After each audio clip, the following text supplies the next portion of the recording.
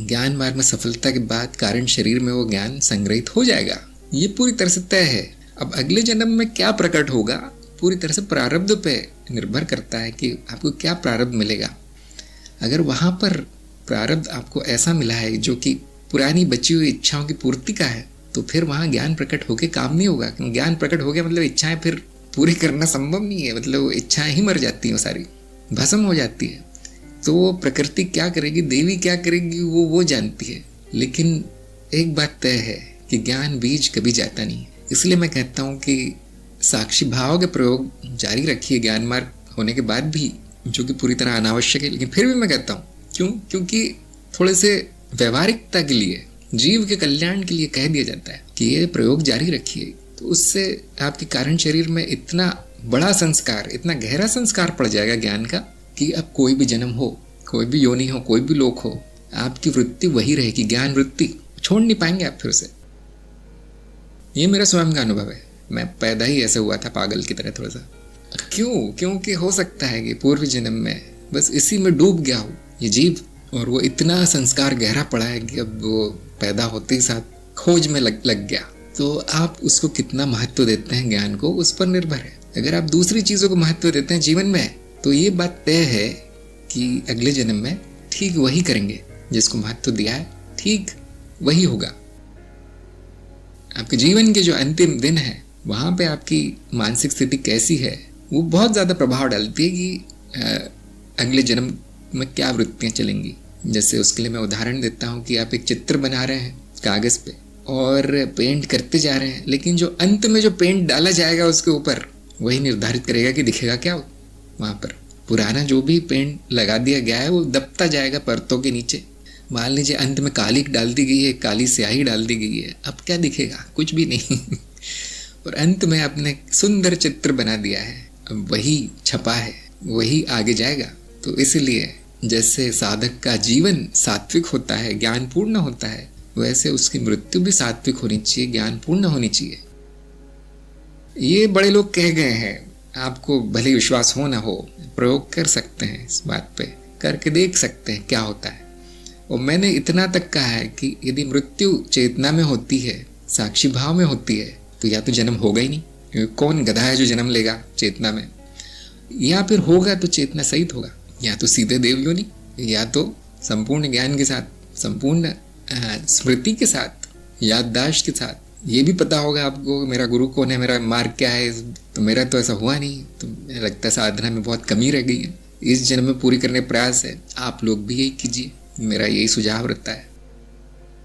एक बात ध्यान रखना है कि ये सब जरूरी नहीं है, जो प्रकृति करती है वो सबसे अच्छा होता है। ये बात ध्यान में रखते हो फिर आप जो आपकी इच्छा है वो कीजिए, ये मेरा सुझाव है। आपको सुझाव दे दिए गए हैं बहुत सारे।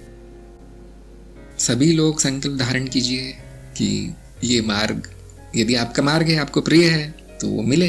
बहुत से लोगों ने संकल्प धारण कर रखे कि मुझे अपने प्रिय जन हर जन्म में मिले, बहुत बड़ी मूर्खता है। प्रिय गुरु, प्रिय मार्ग हर जन्म में मिले, ये आपका पहला संकल्प होना चाहिए। नहीं तो आप साधक नहीं, फिर आप संसारी व्यक्ति है। साधक के संकल्प आध्यात्मिक होते हैं। आप कहेंगे फिर इच्छाओं की पूर्ति कैसे होगी, वो प्रकृति ने पहले से ही कर रखा है वो सब, उसके लिए संकल्प लेना भी आवश्यक नहीं है कि मेरी ये इच्छा पूरी हो अगले जन्म में। क्यों, तय है।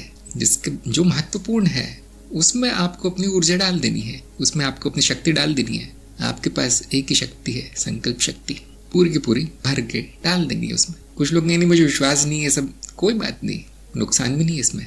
अगर आपने अपना जीवन सुखमय तरीके से जिया है, आनंद में जिया है, तो अब संकल्प वंकल्प की कोई ज़रूरत नहीं।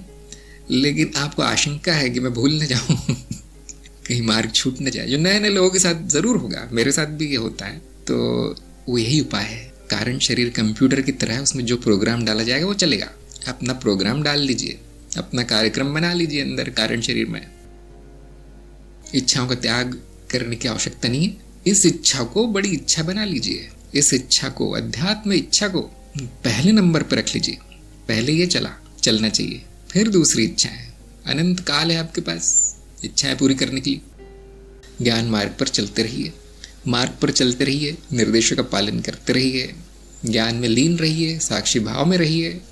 तो आपके संस्कार आपको वहाँ उस परिवार में खींच ले जाएंगे, उस कुल में खींच ले जाएंगे जहाँ पे ज्ञान को महत्व दिया जाता है। संस्कार अच्छे डाल लीजिए, जैसे संस्कार होंगे वैसा जन्म होगा।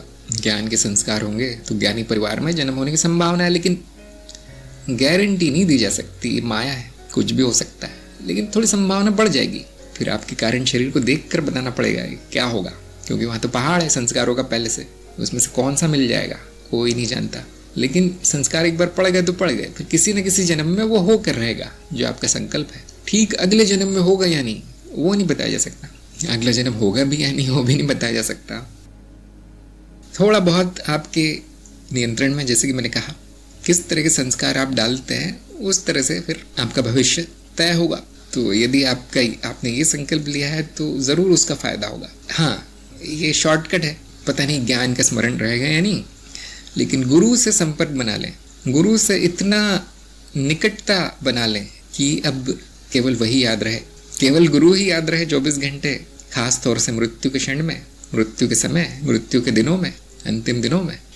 अब काफ़ी संभावना बढ़ जाएगी कि अगले जन्म में आपको वही गुरु मिल जाए, वैसा ही गुरु मिल जाए, मिलता जुलता कुछ मिल जाए, या सीधे गुरु लोक ही पहुंच जाए। इतनी निष्ठा है, इतना प्रेम है तो गुरु लोक ही पहुंचेगा वो व्यक्ति, है ना, और कहाँ पहुंचेगा।